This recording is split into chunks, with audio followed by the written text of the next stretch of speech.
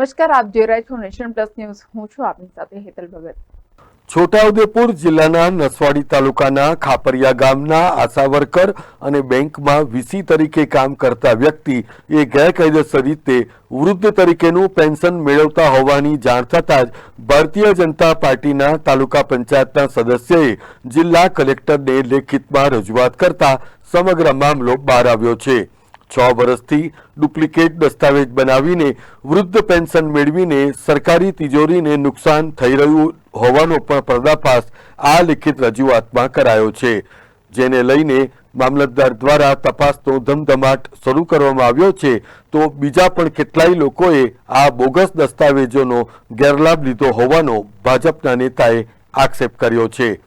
નસવાડી તાલુકાના ખાપરિયા ગામે રહેતા વિનુ રાઠવા એ બેંકમાં વીસી તરીકે ફરજ બજાવે છે, જ્યારે તેમની પત્ની નયનાબેન રાઠવા એ આશા વર્કર તરીકે ફરજ બજાવે છે. પતિ પત્નીએ ભેગા થઈને વૃદ્ધનું પેન્શન મેળવતા હોવાનો ચોંકાવનારો ખુલાસો થયો છે, જ્યારે સમગ્ર મામલામાં તાલુકા પંચાયતના સદસ્ય અને માજી કારોબારી સમિતિના ચેરમેન બબલુ જયસ્વાલે જિલ્લા કલેક્ટરને લિખિતમાં રજૂઆત કરતા નસવાડી મામલતદાર કચેરીને સમગ્ર મામલાની તપાસ સોંપવામાં આવી છે. સામાન્યતઃ જ્યારે વૃદ્ધનું પેન્શન મેળવવા માટે ઉંમર પુરાવા માટે આધાર કાર્ડ સહિત અન્ય દસ્તાવેજ અને બીપીએલ કાર્ડની જરૂરત પડતી હોય છે, ત્યારે આ પતિ પત્નીએ વૃદ્ધ પેન્શનના ખોટા દસ્તાવેજો અને આધાર પુરાવા રજૂ કરી 5 વર્ષ સુધી વૃદ્ધ પેન્શન યોજનાનો લાભ લીધો છે, જ્યારે કે બંનેની ઉંમર 60 વર્ષથી છે જ નહીં.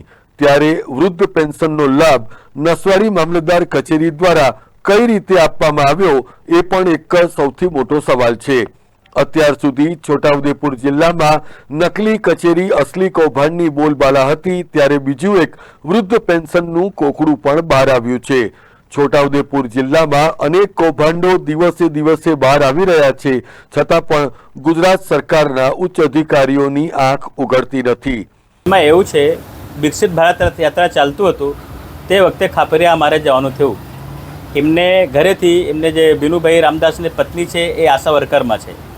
ગામના 2-4 લોકો રજૂઆત કરી મને કે આશા વર્કરને જે બેન છે કોઈ દિવસે કોઈને ત્યાં આવતા નથી, કોઈ કામ કરતી નથી. આયુષ્યમાન કાર્ડ ને તે વખતે અભિગમ ચાલતું હતું.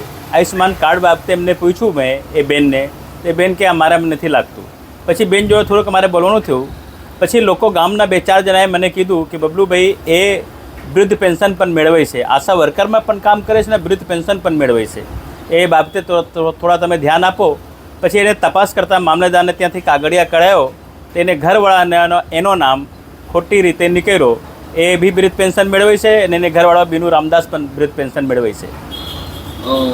આખું આ રેકેટ ચાલી રહ્યું એવું લાગી રહ્યું તમને? કેટલા લોકો? બહુ મોટો રેકેટ છે આ ભાઈને. અગર એ રેકેટનું આખું એક કરવામાં આવે તો એ ભાઈને બહુ મોટો કૌભાંડ આવશે, કેમ કે એ ભાઈએ 17 થી 18 જણાનો ત્યાં ખાપરિયા ગામના જ લોકોને એ ખોટા વૃદ્ધ પેન્શન મેળવે છે અને ખોટા દસ્તાવેજો રજૂ કરીને એમને અપાવે છે. અને એવું જાણવા મળ્યું છે ત્યાં ગામના લોકોથી કે બધાને પાસેથી 500 રૂપિયા લે છે દર મહિને.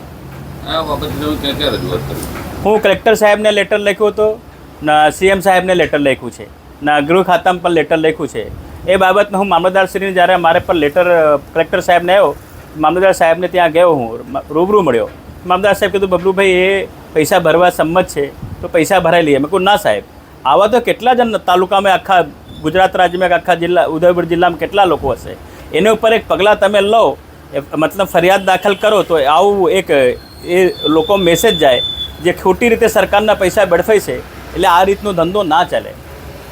સરકારના નાણાં ચાવ કરે છે એવું કહી શકાય? 100%. અરે એને તો જે બેંક બીનુભાઈ રામદાસભાઈ બેંકનો બીસી છે, એવું જ જાણવા મળ્યું છે કે બીનુભાઈ રામદાસભાઈએ વૃદ્ધ વિધવા પેન્શનમાં પણ મતલબ મેં અટકી કરી છે.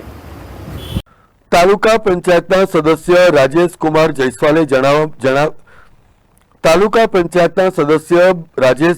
જણાવ્યું હતું કે વૃદ્ધ પેન્શનના ફોર્મની મંજૂરી આપતી વખતે તલાટી તેમજ અન્ય અધિકારીઓ દ્વારા બેદરકારી દાખવવામાં આવી છે, જ્યારે બીપીએલના દાખલા મેળવવા માટે તલાટી અને અન્ય અધિકારીઓની સહી જરૂરી છે, ત્યારે આવા બોગસ દસ્તાવેજો કઈ રીતે નીકળ્યા એ પણ સૌથી મોટો સવાલ છે.